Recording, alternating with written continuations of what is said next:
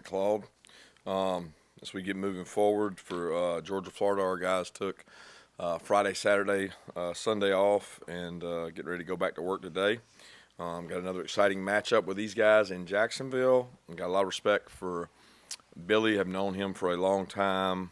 One of the most intelligent coaches I've been around in terms of preparation and understanding what it takes to run a program, an organization.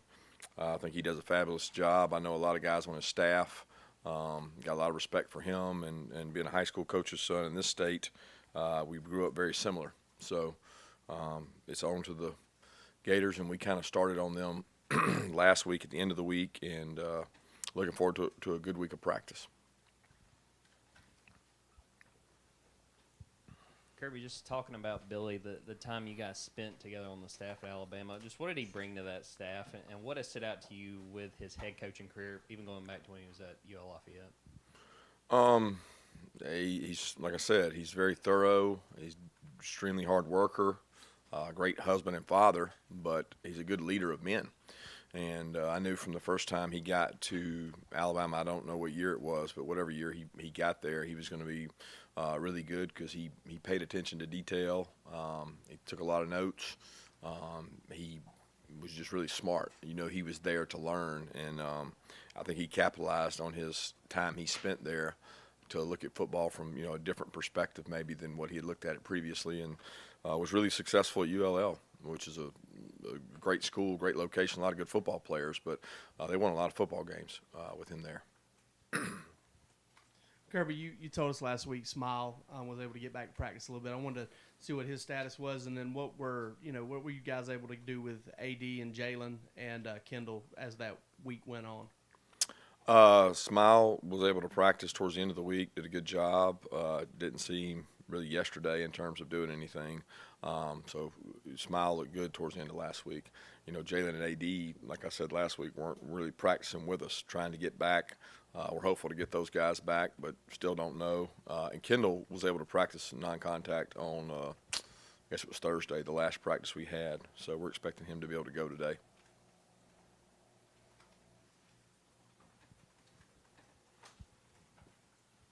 Kirby, from an offensive standpoint specifically last week, what were some of the things y'all really looked at and honed in on as far as maybe getting back to the form that y'all showed earlier in the year? Just situational football. I mean, the things you work on in the off week are, number one, opponents. Number two, a lot of work. Probably 90% of our work was good on good against each other. Situational football, third down, 2-minute, red area, second 10, third down, team run. I mean, there's no area in 3 practices that we didn't work on. A little bit more on the injuries.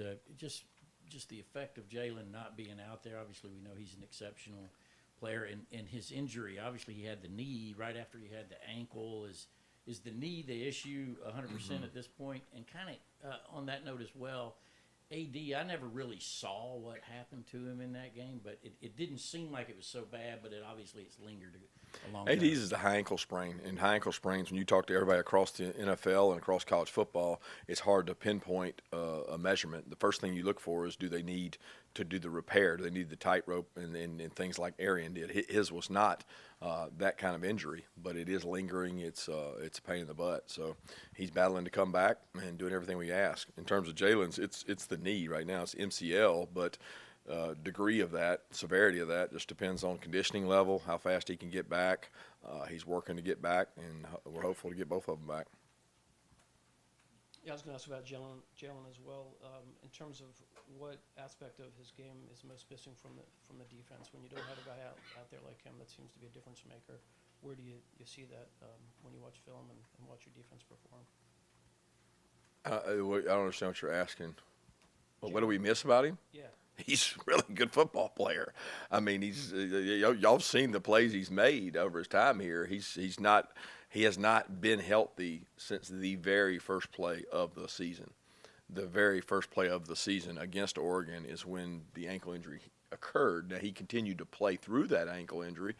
Some of that I think was on adrenaline, but the ankle bothered him from that point forward. And then when he injured the knee, and the knees kind of bothered him since then. It's not a combination of, because he feels really good about his ankle right now. It's more to do with his knee. It just so happened that right when he got back from the ankle, he got the knee, and he's a phenomenal player. I think you can look at the history there and see, and how does it affect you? It affects your depth more than anything. But it's not like he's a one trick pony. I mean, he can really pass rush good. He can really play the run. He's disruptive, so he's not it affects just our pass rush. No, it affects everything, because he's a really phenomenal player, and you'd like to have him out there.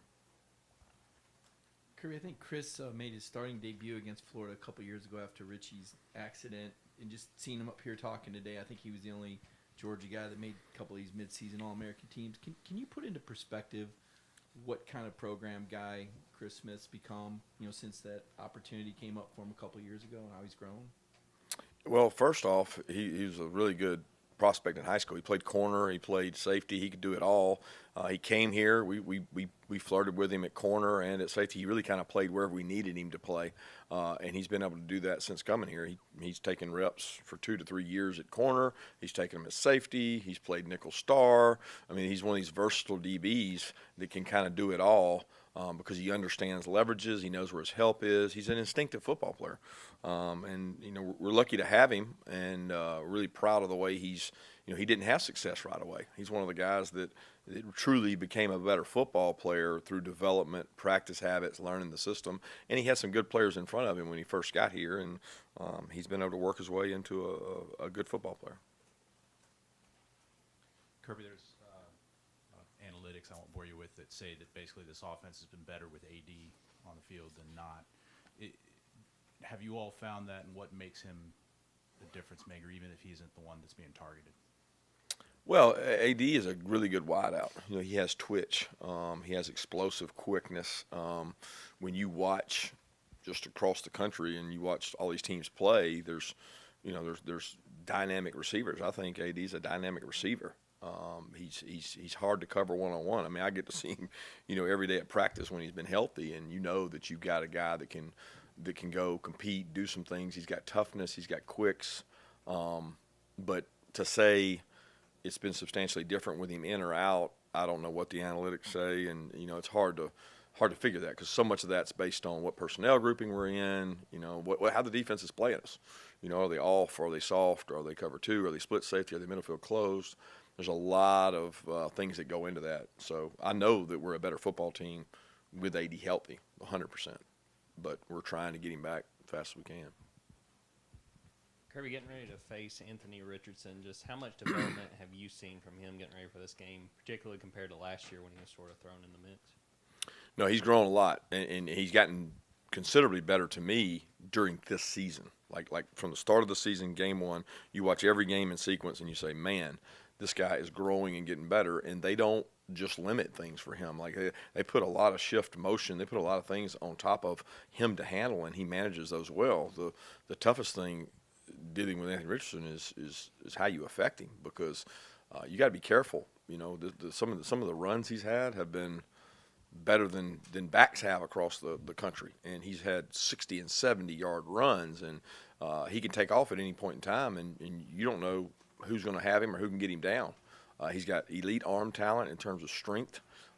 They clean things up for him on a lot of reads, and he does a really nice job. So I give them a lot of credit, Billy a lot of credit for the development, what he's done from the start of the season to now, and being successful both with his legs and his arm. Coach, you're obviously very familiar with Brenton Cox, and they've got some big guys on the interior as well. What's your initial thoughts on the Florida defensive front? Extremely disruptive.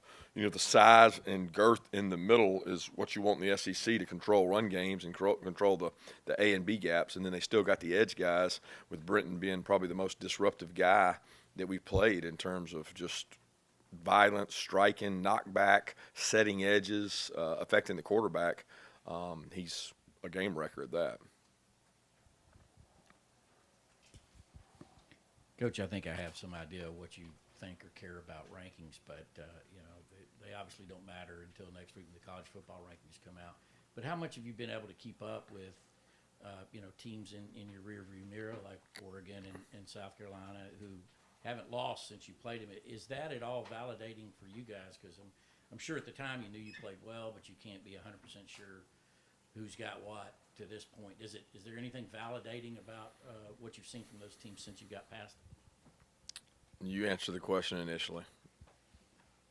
I haven't been paying attention to it. I mean, I really haven't.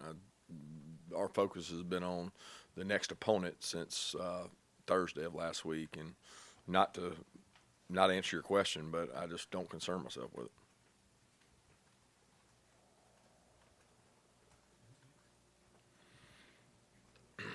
Coach, I guess your halftime talk last year, we all got to hear a little bit of it. I guess I'd ask you how you pick and choose, and from being an assistant versus a head coach, because I know you can't do it every game or every practice, but how do you know when, and how much of it is, I don't know if calculate is the right word, or is it just all gut when you deliver messages to your teams? Yeah, I think it's just how you feel like where your team is. You know, what space they're in terms of confidence level, focus, attention to detail, and a lot of times it comes better when it comes from the players and the leaders within the team, which the best teams have guys capable of communicating to each other, and they listen to each other much more than they listen to me. So I don't calculate it and figure out when I'm going to do it. If the appropriate time is there and think we need it, then certainly we do it. Kirby, you guys put out a video last week of a post-practice treat for your players. I wanted to ask you about why you guys wanted to do that, and what you like better, funnel cakes or ice cream? I had to go speak to the superintendents of Georgia, which they were in town, so I never got to see it. I bolted off right after practice, so I didn't get to partake. But I was glad the players were able to get a treat, for a off week. We got some guys that need to gain weight, so I figure that's a good way to do it.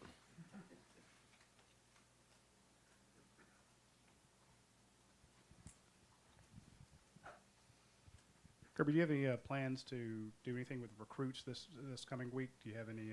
I know it's kind of weird that you can host them but not host them. Do you have anything set up for some of the recruits maybe that could be coming to this game? Do you have any tickets set aside for them? We're allowed to use tickets, but we can't host them. I mean, we can't do anything. So I never understand what would we do with them. We can't legally see them. We can't talk to them. We can't host them. Can't visit with them. We can say there's a ticket at the gate. Enjoy the game. So that's really all we can do, and we'll do that. We'll have some kids go to the game.